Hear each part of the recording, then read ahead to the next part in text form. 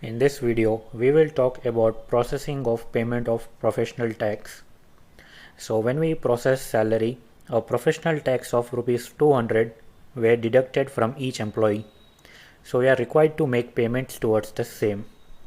So in order to process the professional tax payment, at the payment voucher, you need to press Alt A so that payment autofill options can be toggled, and over here in the field process for, select the option professional tax payment.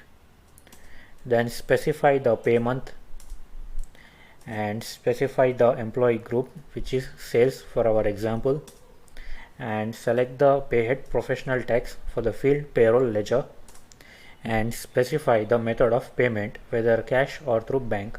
So I will select cash over here.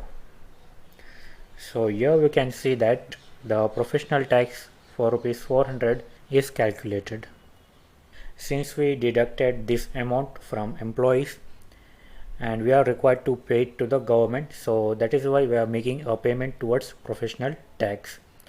And after making the payment, you need to save the voucher entry by pressing Ctrl A.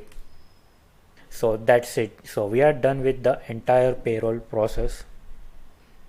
And to summarize the entire process, we began with defining time units for work like hours, minutes, and based on that we created attendance and production types like absent, overtime, present, and then we defined all the payheads like employee earnings, employee deductions, and employer's contribution, along with payheads like admin expense and EDLI contribution.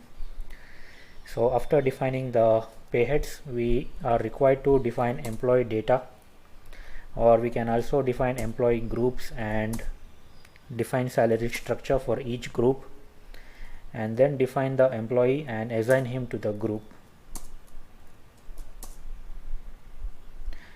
And once we are done with the setup, we can record the attendance vouchers followed by salary process, and after processing the salary we can process employer's contribution towards PF, ESI, and calculate professional tax.